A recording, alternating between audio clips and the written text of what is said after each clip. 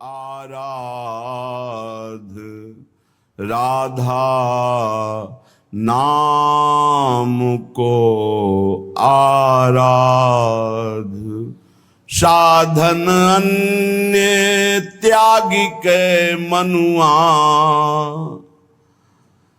याही को दृढ़ साध। राधा नाम को आराध, राधा नाम को आराध। श्री ललित किशोरी जी कह रहे हैं राधा नाम का ही आराधन करो। राधा नाम को सिंहासन में विराजमान कर आराध्य देव की भावना करके आठों पहर सेवा में रहो। राधा नाम को जिह्वा में विराजमान करके आठों पहर रटो और साधनों की तरफ देखो भी मत। साधन अन्य त्यागी के मनुआ, याही को दृढ़ साध। राधा नाम को आराध। मिली है ललित किशोरी नागर। विश्वास करो, लौकिक भोग सामग्री राधा नाम से मिल जाए तो बहुत सहज बात है। श्री श्यामा श्याम का साक्षात्कार इसी राधा नाम से हो जाएगा। मिली है ललित किशोरी नागर, शोभा सिंधु अगाध। फली है सकल मनोरथ, हुई है श्री वृंदावन बास। आहा, यदि आप राधा राधा राधा ऐसा रटते रहे, राधा नाम को अपने आराध्य देव के रूप में विराजमान करके अष्टयाम सेवा करते रहे, तो राधा नाम के फलस्वरूप श्यामा श्याम का साक्षात्कार हो जाएगा। आपको चिदानंद में दिव्य वृंदावन का अखंड अनंत काल तक के लिए वास हो जाएगा। समस्त तुम्हारे मनोरथ सफल हो जाएंगे। क्यों न मूढ़मती राधा पुकारे। ऐ मूढ़मती, क्यों समय नष्ट कर रहा है?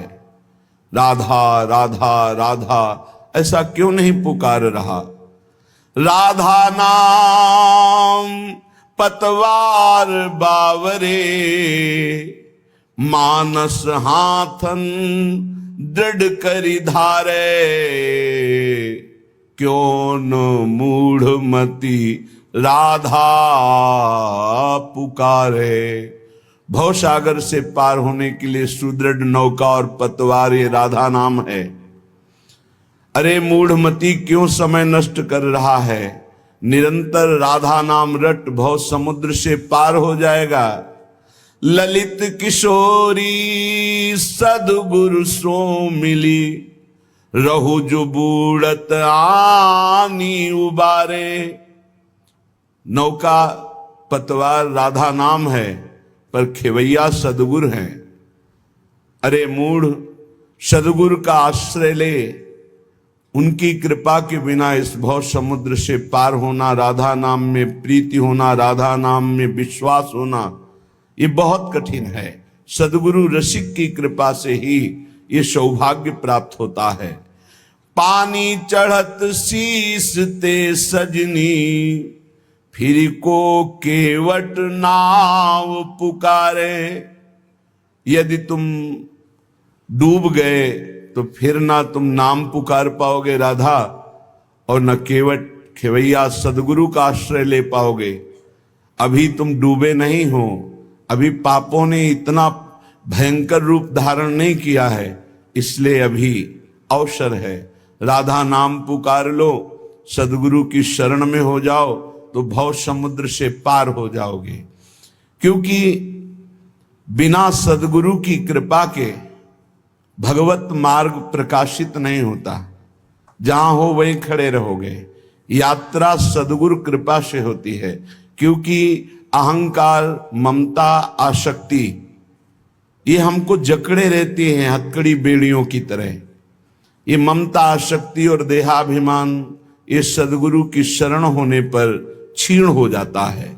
श्री ललित किशोरी जी कह रहे हैं, राधा नाम अद्भुत चंद, जिसके जिह्वा पे राधा राधा, तो चंद्रमा दो कार्य करता है, शीतलता और अमृत प्रदान करता है।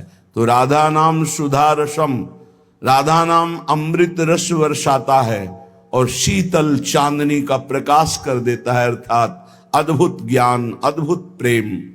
बरसत नित श्रृंगार सुधा रस, सरसत अमित आनंद, राधा नाम अद्भुत चंद।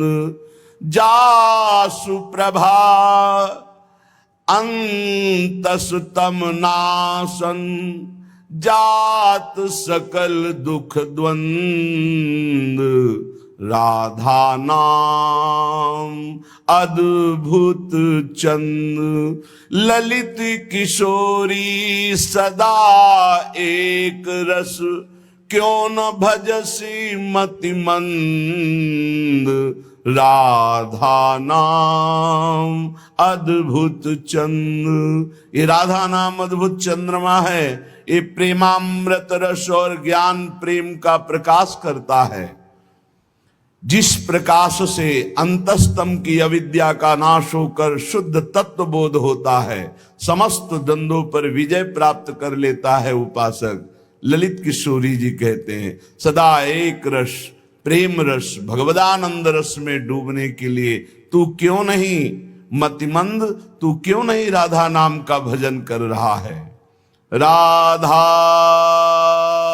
गोविंद पद कमल, निश दिन ही संवार, जिन करुणावलोकिए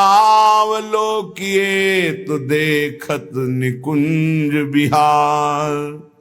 श्री राधा गोविंद देव जी के चरण कमलों का चिंतन करो ऐ मन, जिनकी कृपा को से ही नवनिभृत निकुंज का अद्भुत सुख इन्हीं नेत्रों से देखने में आता है। पद रज तम किम आस करत हो, जोग जप जब साधा की, सुमिरत होत सुखद आनंद अति, जर न रहित दुख बाधा की। ललित किशोरी शरण सदा रहु, शोभा सिंधु अगाधा की। पर ब्रह्म गावत जाको जस, झारत चरण रेणु राधा की। ऐ मन, तू इधर उधर मत भटक, किसी से आस मत कर, ये यज्ञ तीर्थ याटन आदि साधनों का आश्रय मत ले। एकमात्र राधा राधा राधा, इससे अपार सुख की प्राप्ति हो जाएगी, दुख की जड़ नहीं रह जाएगी।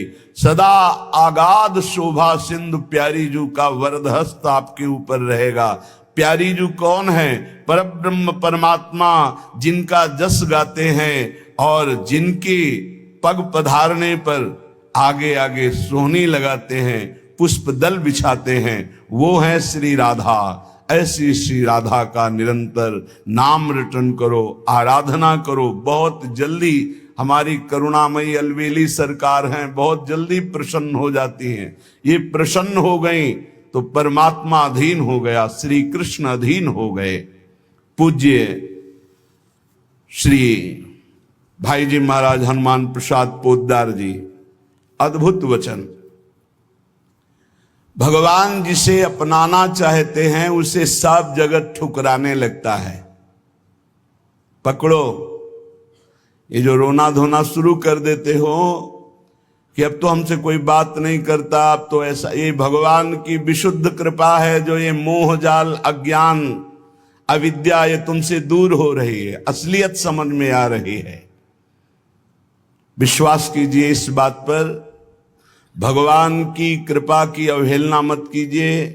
यदि तुम्हें कोई तिरस्कार कर रहा है, तुमसे कोई बात नहीं कर रहा है, तुम्हारे सामने भारी समस्याएं आ रही, तो कृपा है हमारे श्री हरि की। अब ऐसा विधान होने वाला है जिससे जन्म जन्म की बिगड़ी बनने वाली है। मान लो बात।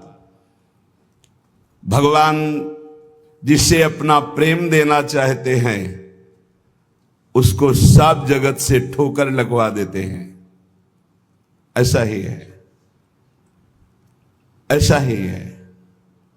जिस पर भगवान कृपा करते हैं उसे जगत में कोई प्यार नहीं करता, और वो ठुकराया हुआ जगत का जब भगवान के द्वार पर आता है तो निहाल हो जाता है। कृपा करते हैं तब ठुकराते हैं, ये कृपा होती है।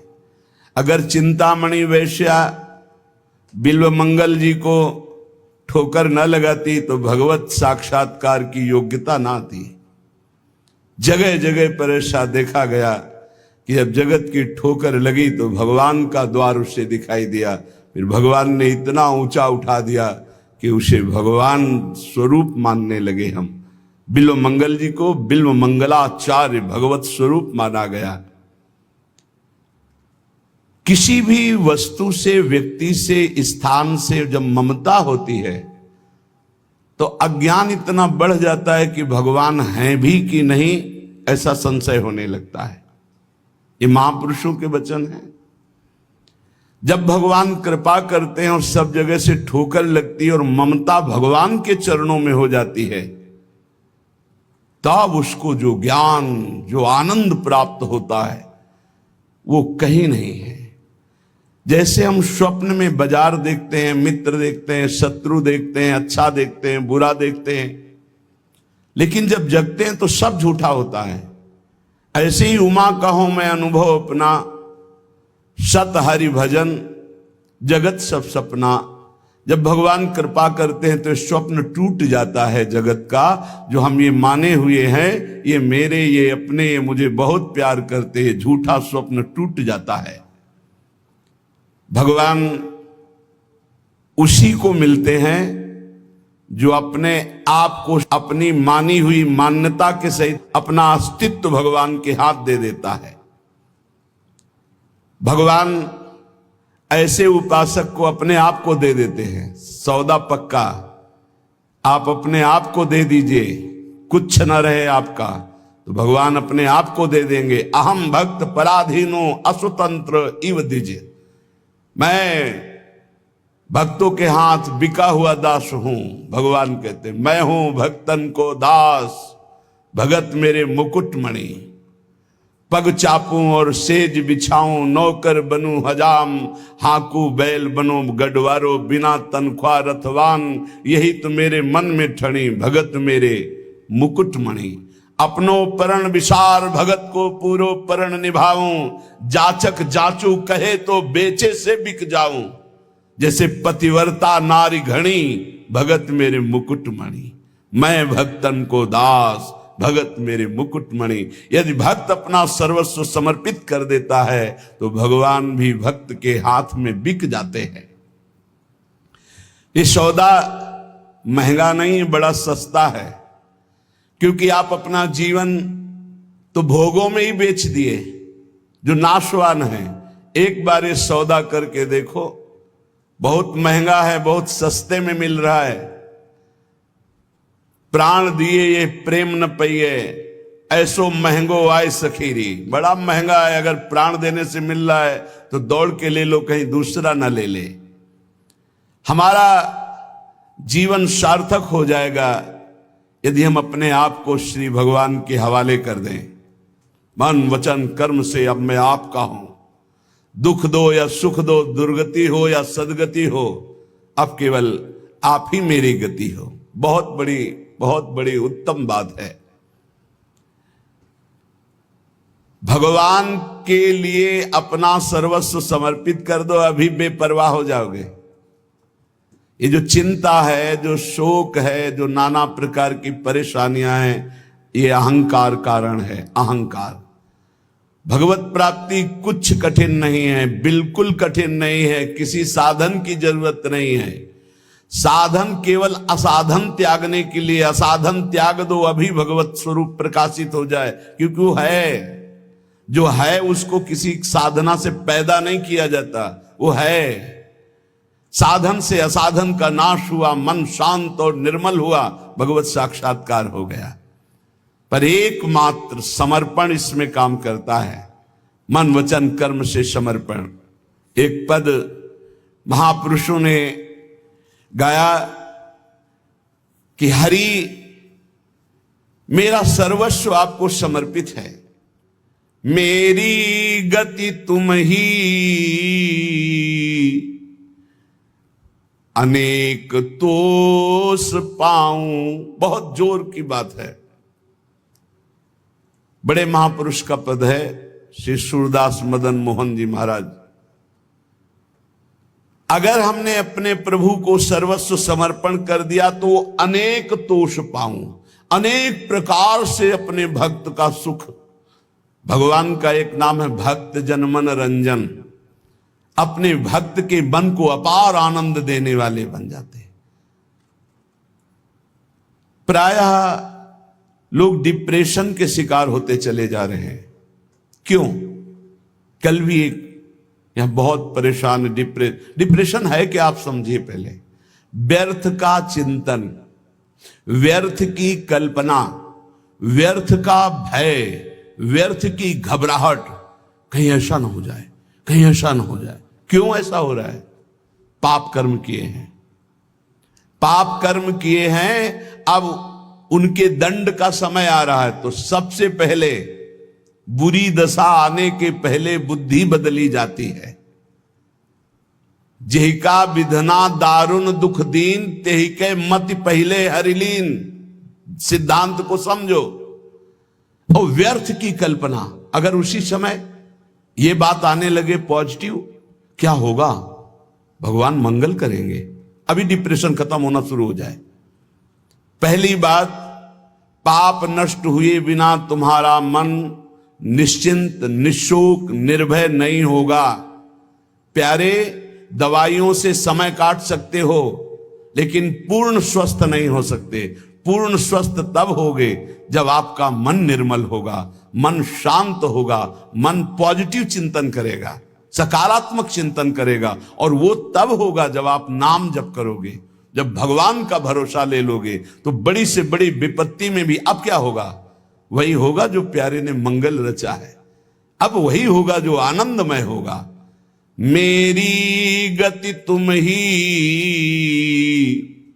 अनेक तोष पाऊं। चरण कमल नख मनि पर, विषय सुख बहाऊं। घर घर जो डोलों तो हरि तुम्हें लजाऊं। मेरी गति तुम ही, अनेक तोष पाऊं। आपके श्री चरण कमल नखमणि का साक्षात्कार करने के लिए समस्त विषयों को बहा दिया, त्याग दिया। हे नाथ, मेरी गति आप ही हो, और मैं देख रहा हूं कि अनेक प्रकार से आप पोषण करते हो। यदि मैं आपका भरोसा छोड़कर औरों को आगे हाथ फैलाऊं, घर घर भटकूं, तो लज्जा है, धिक्कार है हमारी शरणागति पर। हे, इन बातों को समझो। अगर आप प्रभु के सिवा किसी के आगे ऐसे करते हैं तो धिक्कार है शरणागति को तुम्हारी। अन्य आश्रय भी बना हुआ है। घर घर जो डोलो तो हरि तुम्हें लजाऊं।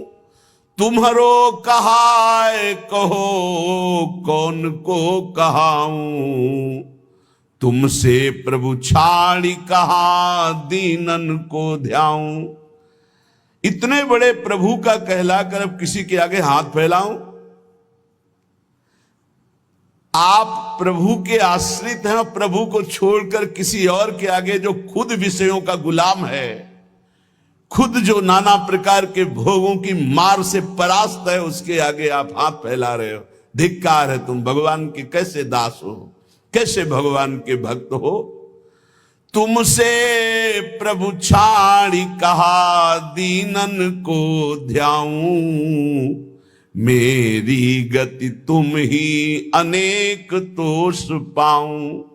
महारानी जी प्रभु जी वो देख रहे हैं, तुम्हें ऐसे किसी से कहने की जरूरत नहीं, विश्वास करो, थोड़ा धैर्य रखो।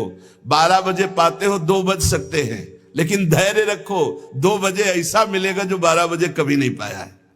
विश्वास करो, धैर्य रखो, टूटो मत। तुम्हारो कहाए कहो कौन को कहाऊं, तुमसे प्रभु छाड़ी कहा दीनन को ध्याऊं। ए बाबूजी ऐसा कार्य कर दो, इससे अच्छा है भूख प्यास छोड़ करके और प्राण त्याग दो। अगर ये कहना पड़े हरि से अलग किसी से, और हरि से भी क्यों, हरि से भी क्यों, तुम्हारी गरज हो तो करो, तुम्हारी गरज हो तो करो। क्यों गरज? तुम्हारी गरज है, कोई हमारी गरज है? हम आपके हैं, जैसे चाहो वैसे करो। तुमसे प्रभु छाड़ी कहा दीनन को ध्याऊं।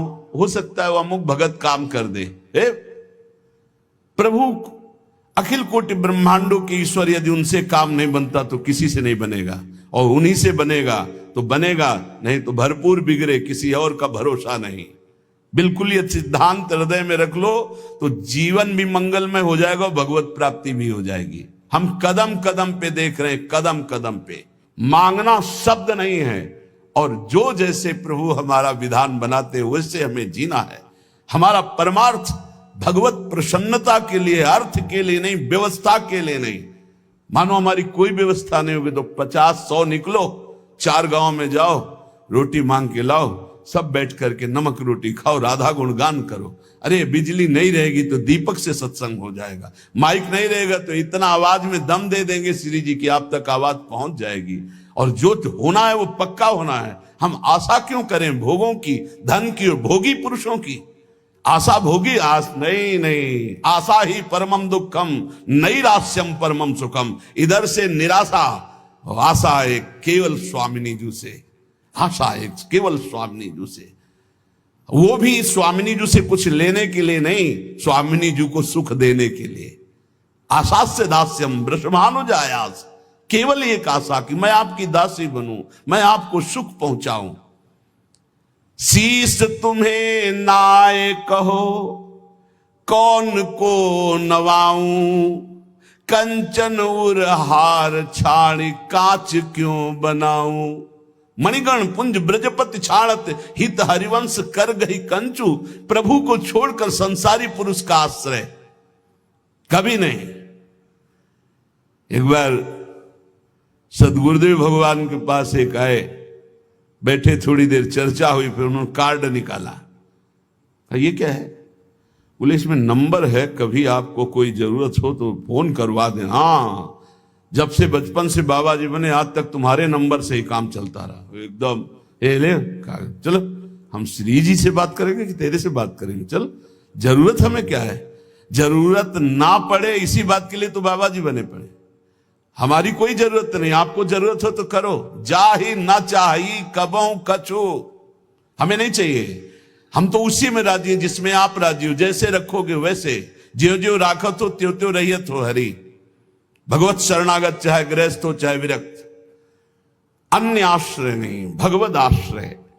शीश तुम्हें नाय कहो कौन को नवाऊं, कंचन उरहार छाड़ी काच क्यों बनाऊं।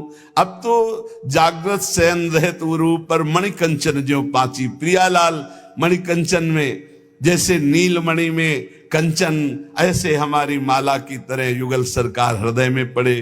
अब ये सांसारिक राग कांच थोड़ी पहनेंगे। शोभा सब हानि करूं जगत को हंसाऊं, हाथी ते उतर कहा गदहा चढ़ाऊं। अरे भाई, अब हंसी नहीं करवाएंगे कि देखो भगवान के दास हैं हाथ।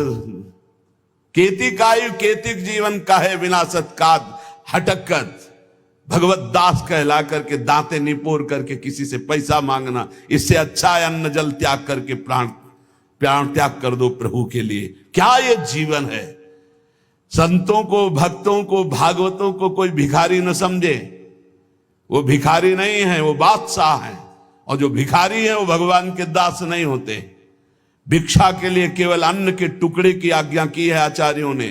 भिक्षान्नम औषधम, भूख लगेगो मांग खाऊंगो, गिनो न सांझ सवेरो। अगर धैर्य नहीं है तो ये सिद्धांत, और धैर्य है तो आकाश वृत्ति लेकर बैठ जाओ।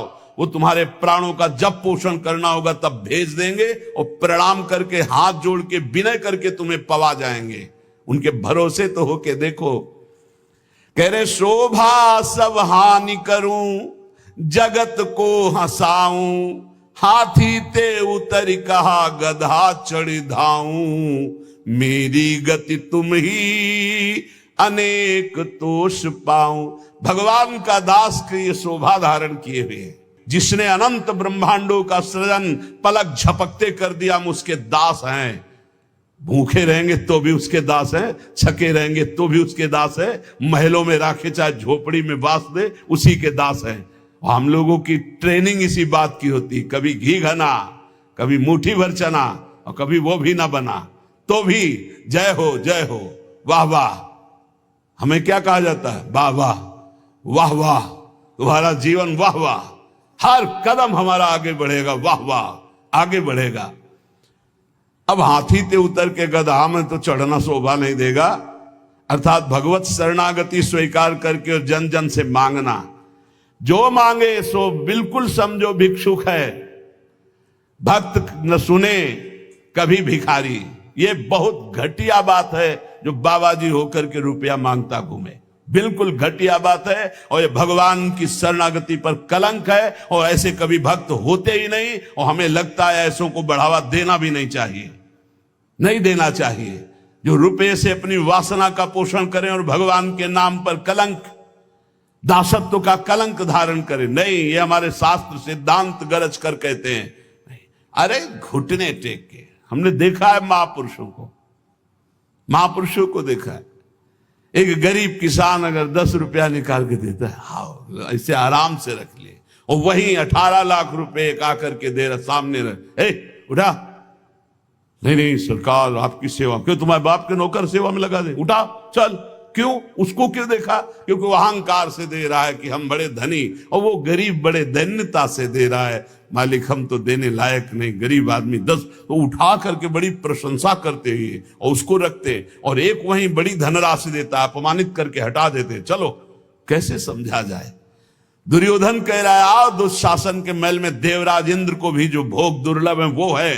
मानो भगवान को कह रहा है कि आओ, जो तुमने नहीं पाया होगा वो पाएंगे। वहां से चले आते हैं, देखते भी नहीं, और विदुरानी के हाथ के केले के छिलके पाते हैं। जैसा मेरे स्वामी का स्वभाव वैसा सेवक का भी स्वभाव होता है, वैसे उनके संतों का और भक्तों का स्वभाव होता है। वो कभी वैभव पर झुकने वाले या बिकने वाले नहीं होते हैं। शोभा सब हानि करूं, जगत को हंसाऊं, हाथी ते उतर कहा गधा चढ़ धाऊं।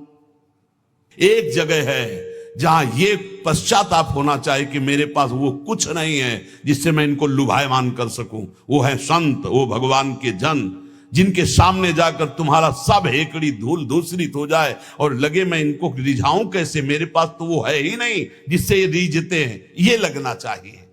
हाथी ते उतरी कहा गधा चढ़ धाऊं। नंबर ले लिया, उसको संभाल के रख लिया। क्यों? कब जब जरूरत पड़ेगी तो फोन करेंगे। करो फोन इनका, यमराज का फोन जब आएगा तो ये कोई फोन तुम्हारे काम नहीं करेंगे। अगर हरि का केवल नंबर रखा है, सेव है एक नंबर, एक ही नंबर सेव है, राधा राधा राधा, तो ठीक घंटी बजते ही उत्तर मिलेगा।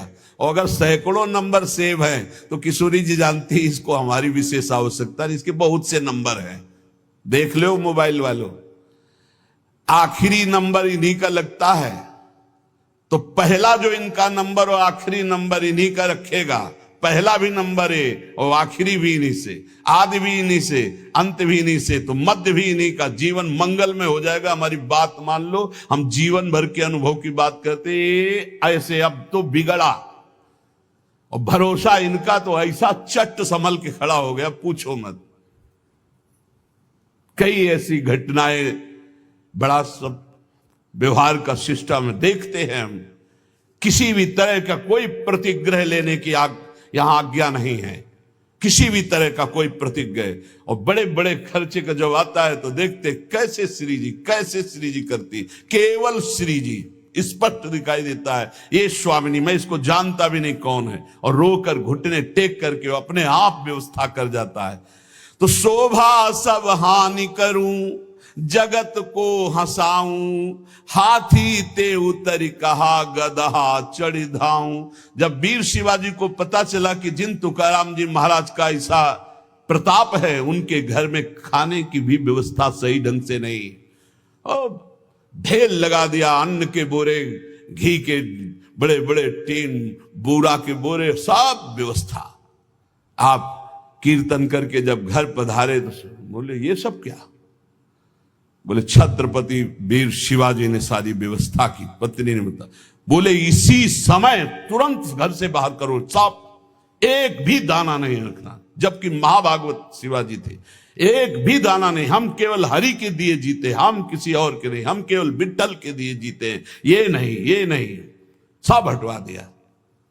जो चक्की में थोड़ा पीसा गया था ना, वो तक हटवा नहीं, हम हरि के दिए जीते हैं। अगर वैभव हरि में देकर वैभव में रखना चाहते तो जय जय आपकी, आप हमें अगर आप फुटपाथ पे रखना चाहते हो तो जय जय। ये केवल प्रवचन नहीं, दोनों जीवन है।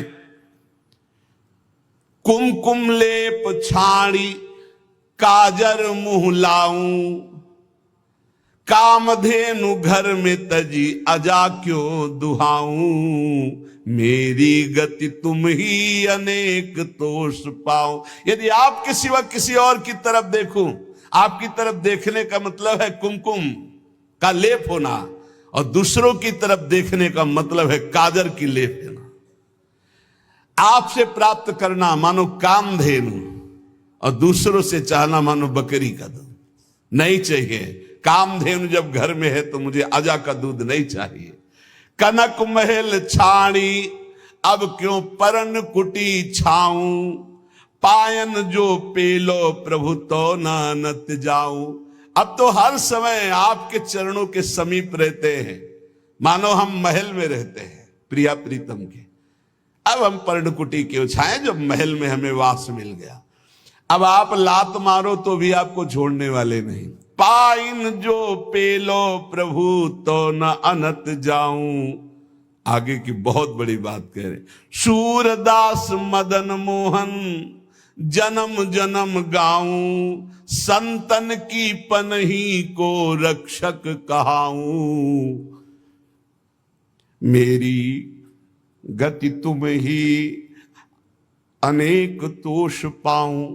हे प्रभु, बार बार जन्म हो और आपका ही नाम जप करके आपकी लीलाओं का गायन कर व्यतीत हो, और आपके परम प्रेमी भक्त संतों की जूती का मैं रक्षक कहलाऊं। जहां उनकी जूती उतरे वहां मैं रखकर उनको साफ करूं और उनकी सुरक्षा करूं।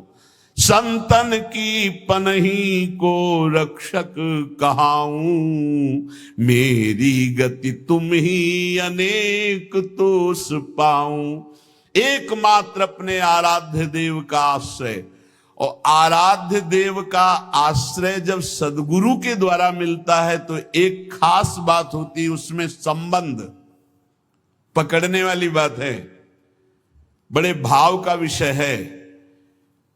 अगर हमसे भजन नहीं भी हो रहा है तो हमारी भगवत प्राप्ति निश्चित है, यदि हमारा संबंध दृढ़ है। संबंध दृढ़, और संबंध दृढ़ है तो भजन हर श्वास होता है, किया नहीं जाता। जैसे शरीर से संबंध दृढ़ हो गया है तो शरीर का नाम कभी भजन करते हो ना कभी भूलते हैं, हर समय शरीर की स्मृति बनी रहती है। जितना भी व्यवहार होता है वो शरीर के लिए होता है, खान पान, देखना सुनना, भोगना कमाना, सब शरीर के लिए। संबंध, भगवान संबंध का बहुत सुंदर व्यवहार जो हमारा बनता है हृदय में, तो वैसे ही प्रभु निर्वाह करते हैं। हमारे संबंध के 5 भाव हैं। दास्य, सख्य, वात्सल्य, कांता, सहचरी। शांत भाव तो समदर्शिता में ब्रह्म ज्ञान के अंदर भी रहता है, लेकिन जो सुखास्पद भाव है वो दास्य, सख्य, वात्सल्य, कांता और सहचरी। कांता गोपी भाव और सहचरी, इन भावों के द्वारा जो गुरुदेव हमें संबंध देते हैं उसमें दृढ़ रहना चाहिए। संबंध का निर्वाह प्रभु बहुत जोर से करते हैं। संबंध जो मिला है वो ठसक में बदल जाए। मैं प्यारी जू की सहचरी हूं, मैं प्रियाजू की प्रिय सहचरी हूं, ये ठसक बन जाए। जैसे अपने वृंदावनवासी राधा उपासी नित्य विहार रस के जो भजनानंदी जन हैं, चाहे वो गृहस्थ हो चाहे विरक्त, ठसक होनी चाहिए हमारे माई श्यामा जू को राज। मैं श्री जी की हूं, मैं प्यारी जू की हूं। सच्ची मानिए ये स्त्री पुरुष शरीर की पोशाक है, न तुम स्त्री हो न पुरुष हो, भगवत दिव्य अंश हो। कैसे निर्वाह करते हैं संबंध का हमारे प्रियालाल श्री विठलनाथ जी। कल आपने चर्चा सुनी श्री त्रिपुरदास जी की, उसमें श्री विठलनाथ गोस्वामी जी का भी नाम आया था। श्री विठलनाथ जी ठाकुर जी के प्रति वात्सल्य भाव रखते थे। मेरे लाला पुष्ट मार्गी, वात्सल्य भाव। जैसा भाव करोगे वैसे ही, ये था माम प्रपद्यन्ते तास्तथैव भजाम्यहम्। ठाकुर जी के प्रति इनका पुत्र भाव था, मेरा लाला। जैसे नंद बाबा, ठीक ऐसा ही भाव श्री विठलनाथ गोस्वामी जी का। एक बार श्री श्रीनाथ जी को दूध पवा रहे थे, ठाकुर जी ने एक घूंट पिया दूध और कटोरा ऐसे हटाते हुए कहा जय जय, क्या कमी रह गई दूध में? ठाकुर जी ने कहा बहुत मीठा कर दिया, मिश्री बहुत अधिक डाल दी, मुझसे पिया नहीं जाता। बड़ी मनोहार करी, आज पी लो, पी लो कोई बात नहीं, क्योंकि पुत्र भाव है। ठाकुर जी ने बड़ा ऐसे करते हुए पिया। दूसरी बार भोग में आपने मिश्री कम मिलाई, ठाकुर जी ने एक घूंट पिया, ऐसे कर दिया। कहा जय जय, आज क्या कमी? आप दूध तो एकदम सीठा कर दिया, फिर भी पी लो। थोड़ा ही कम तो मिश्री मिला ही, पहले वाले में आप कह रहे थे मिश्री बहुत अधिक है, इसलिए थोड़ी कम कर दी। बोले नहीं सीठा है, पी लो, आप पी लो, पी लो। बहुत दुलार किया, दूध पी लिया। तीसरी बार जब भोग लगाया तो मिश्री अलग दूध अलग। लालजू ने कहा आपने ऐसा क्यों किया, मिश्री क्यों नहीं मिलाई? गोसाई जी ने कहा जब मेरे द्वारा मिलाई हुई मिश्री आपको पसंद ही नहीं आती, कभी कह देते हो बहुत मीठा है, कभी कह देते हो सीठा है, तो आज स्वयं मिला लो। तो हंसकर कहा कि हम मिलाने लायक हैं, हम आपके बालक हैं, बालक मिलाना क्या जाने। और दौड़ गए और गोद में बैठकर छाती से चिपक गए और कहा रूस गए क्या, मिला के पिलाओ, हम तो बालक हैं, हम थोड़ी मिला पाएंगे। ये था माम प्रपद्यन्ते, वात्सल्य भाव, मेरे पुत्र हो। तो वैसे ही ठाकुर जी गोसाई जी ये हृदय से चिपक करके श्री श्रीनाथ जी कहने लगे मैं तो आपका बालक हूं ना। अशुभ प्रवाह होने लगा। ठाकुर जी ऐसे महान सुख देते हैं जो जिस भाव से।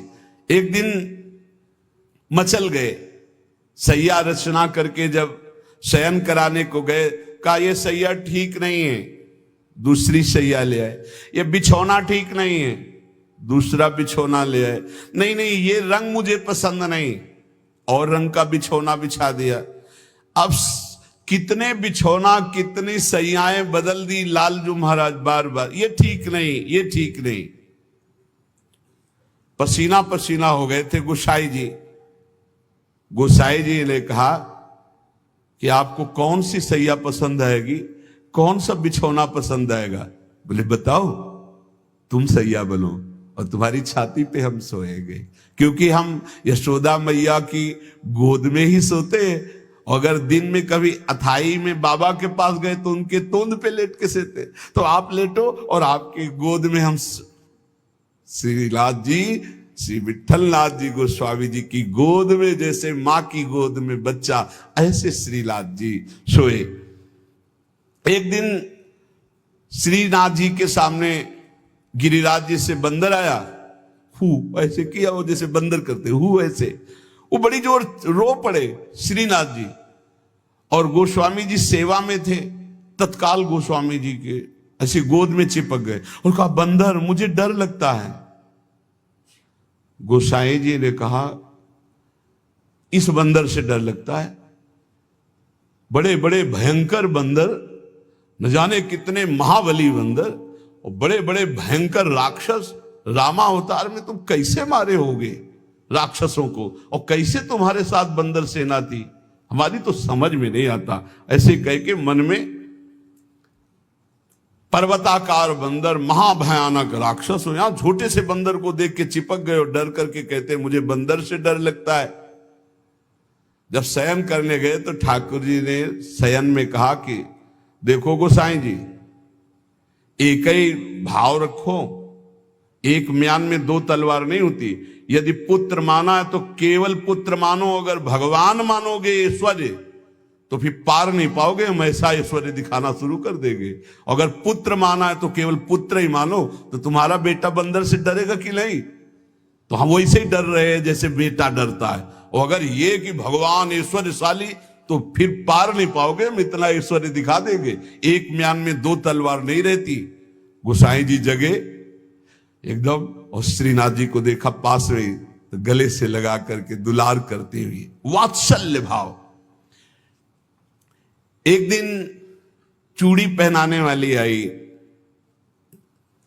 गोसाई जी ने कहा कि जाओ हमारे घर में जितनी बहुएं हैं सबको चूड़ी पहना दो और पैसा यहां ले लेना आके।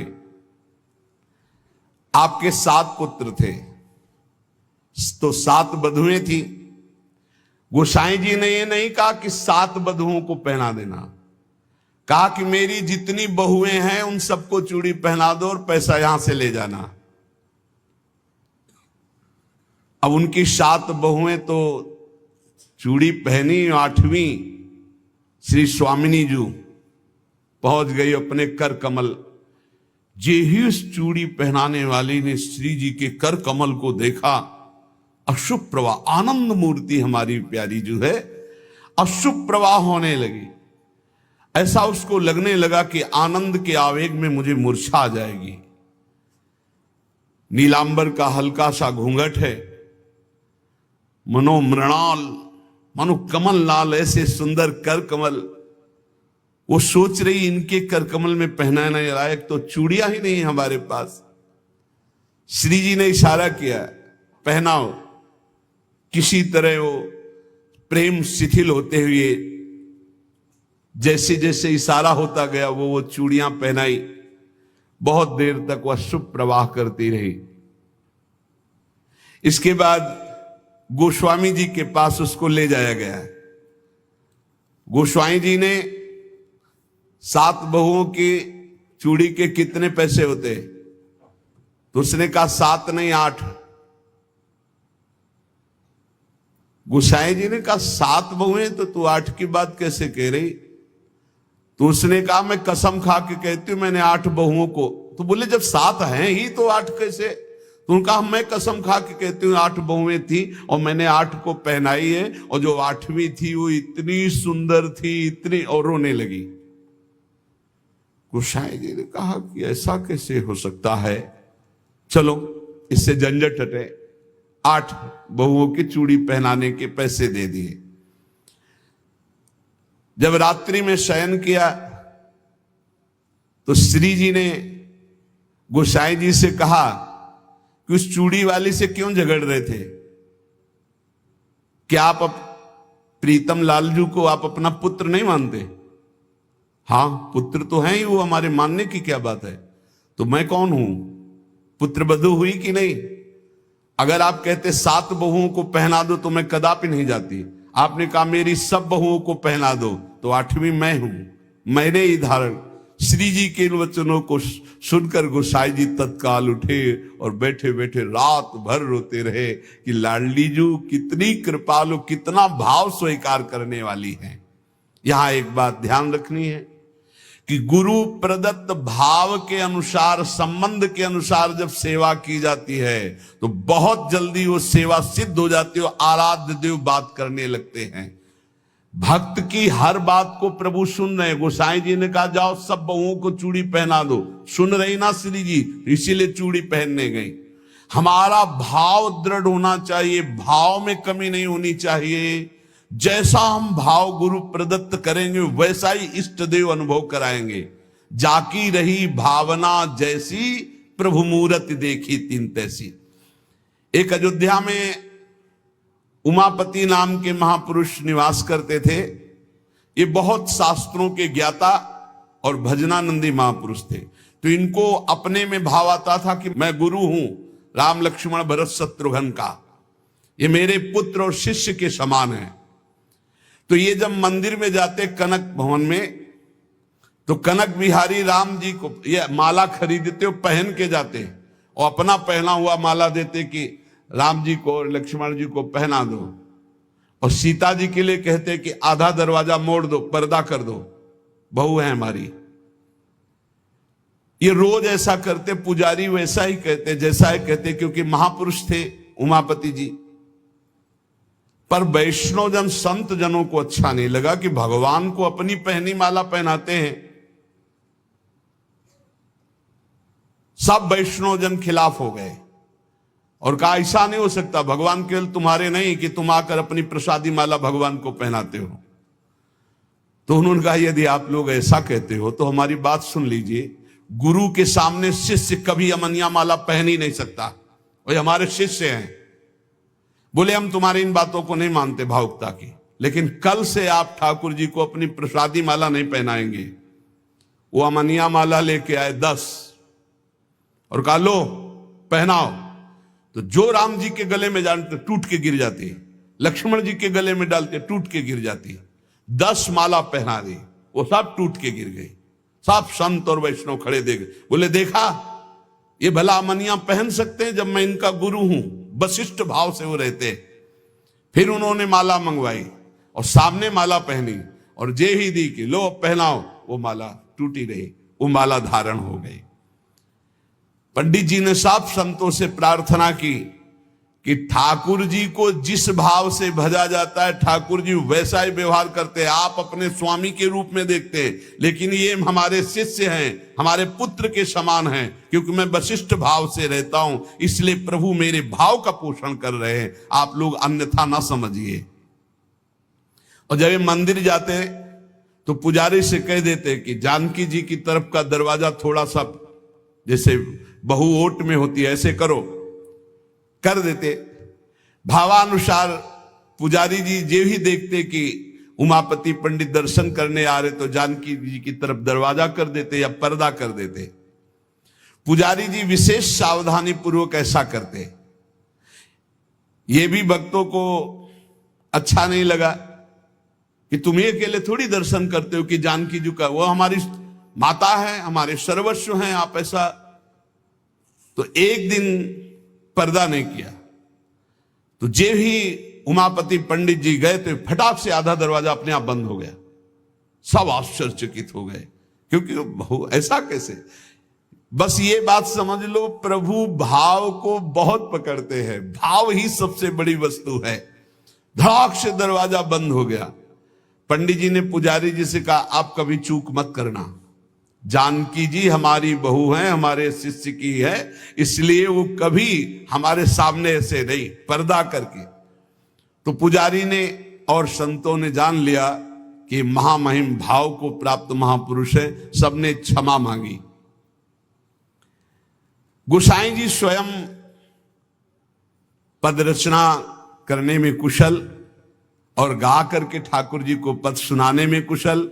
अष्टयाम सेवा पद्धति से श्री श्रीनाथ जी की सेवा करते और 8 परम प्रवीण कीर्तनकार नियुक्त किए।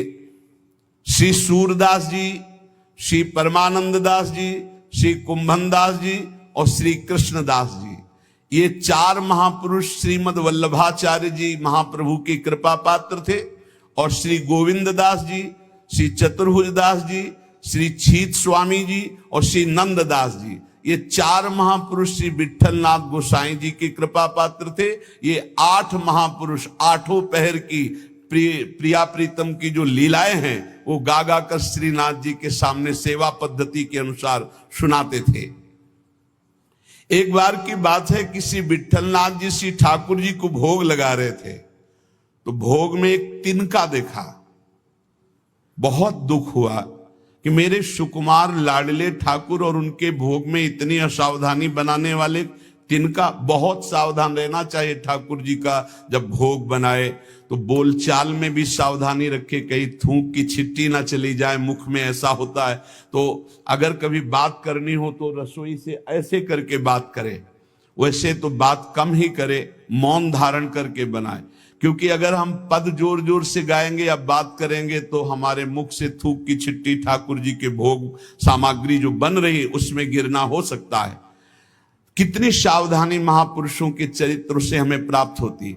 तिनका को देख करके बहुत दुखी हुए और कहा कि आज हम हैं, तब हमारे ठाकुर जी के भोग में तिनका निकला और कल हमारा शरीर छूट जाएगा, तो तुम लोग कैसे हमारे ठाकुर जी की सेवा करोगे?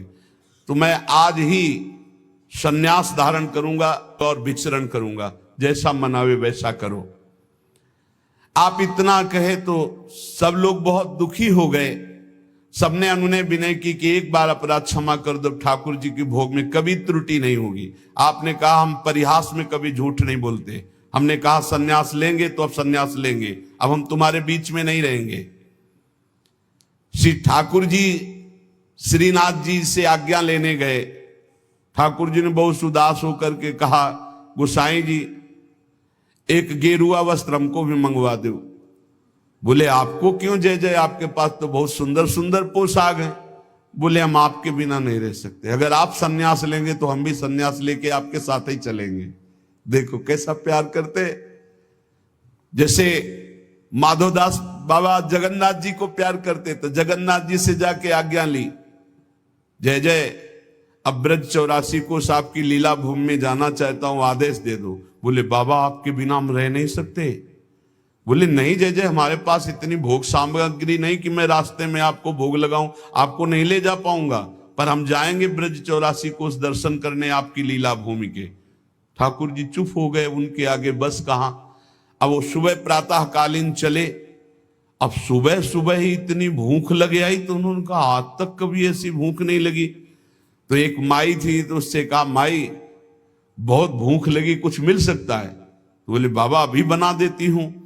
तो कुछ समय में वो भोजन बना करके और पवाने, और जब पवा रही थी माधवदास बाबा को तो रोते जा रही थी। तो बाबा की दृष्टि गई, बाबा ने कहा माई रो क्यों रही हो?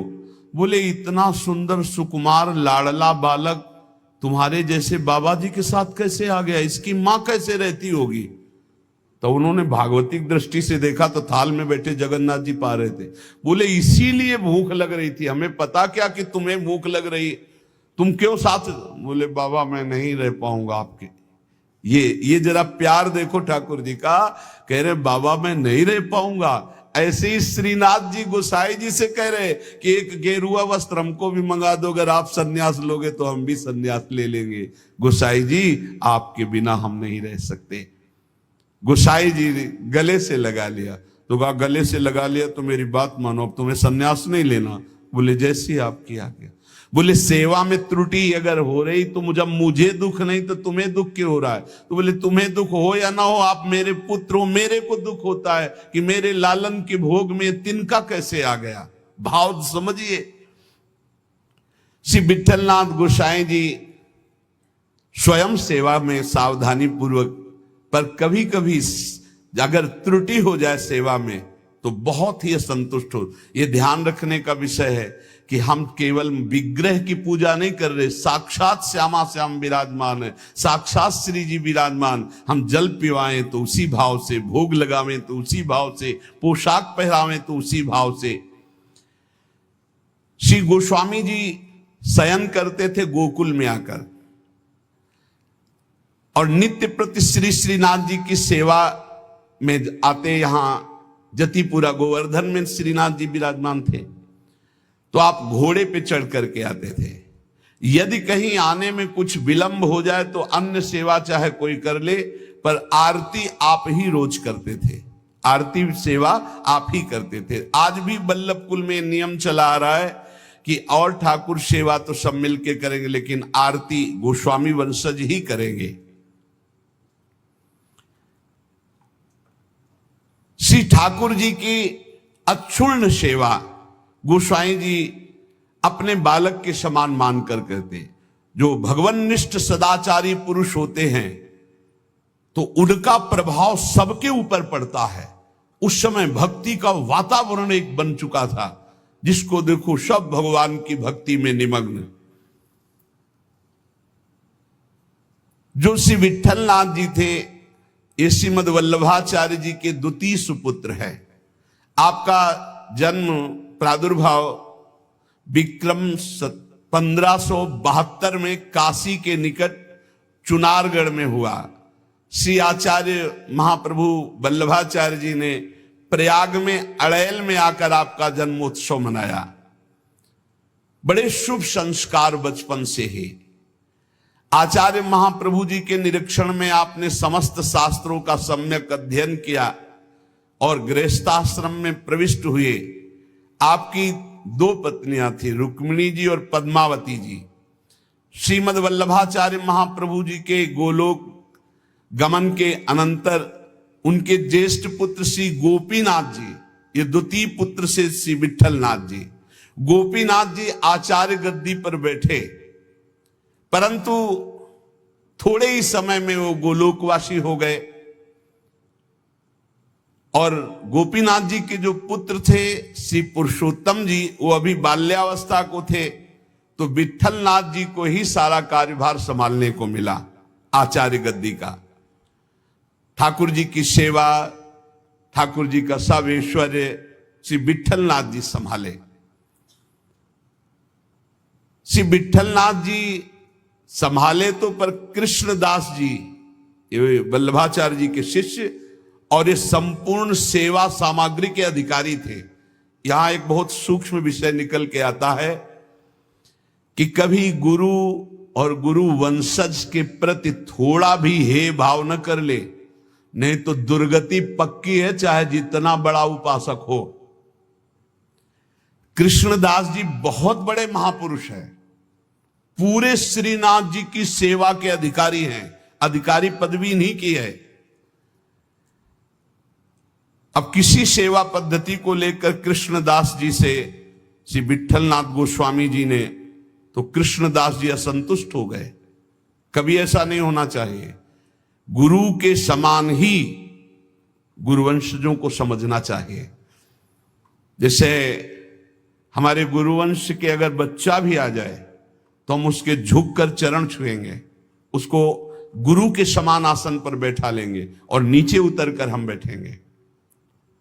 चैतन्य महाप्रभु ने ईश्वरपुरी जी के जब गांव में गए तो रज में लोट लोट के कह रहे थे, यहां के सब जीव जंतुओं की भी चरण रज हमारे लिए बंद नहीं, क्योंकि यहां हमारे गुरुदेव भगवान प्रकट हुए ईश्वरपुरी जी के गांव में। यहां त्रुटि हो रही है कृष्णदास जी से। कृष्णदास जी ने क्या किया कि जो गोपीनाथ जी गोलोक गमन हो गया था, तो उनकी पत्नी और उनके पुत्र पुरुषोत्तम जी अभी छोटे थे, उनसे बात की और गद्दी पर पूरा अधिकार कर लिया। पुरुषोत्तम है ही, क्योंकि उनके पिता गोपीनाथ जी अधिकारी थे, और हटा दिया श्री विठलनाथ जी को। और हटा ही नहीं दिया, पूरी सेवा से हटा दिया कृष्णदास अधिकारी जी ने। पुरुषोत्तम जी को गद्दी पे बैठा दिया, उनकी मां को समझा बुझा करके दस्तखत करवा लिए और श्री विठलनाथ गोस्वामी जी को हटा दिया। न श्रीनाथ जी की सेवा, मतलब आना भी बंद करवा दिया। ऐसा नहीं करना चाहिए था, ये बहुत बड़ा अपराध बन गया। और बहुत बड़े महापुरुष हैं कृष्णदास जी, कोई साधारण नहीं। आगे उनके कभी चरित्र का श्रवण करना, इतने बड़े महापुरुष। गोसाई जी को सब अधिकार छिन जाने का कष्ट तो नहीं हुआ, पर सेवा छूट जाने का बहुत कष्ट हुआ। और महापुरुषों के हृदय में किसी भी तरह का यदि कष्ट हो गया तो उसे फिर भगवान बर्दाश्त नहीं करते। आपको बहुत क्लेश हुआ, श्रीनाथ जी का दुलार छूट गया, सेवा छुटवा दी कृष्णदास अधिकारी ने, आप पाराशौली में जाकर रहने लगे, पर बहुत दुखी अंदर से।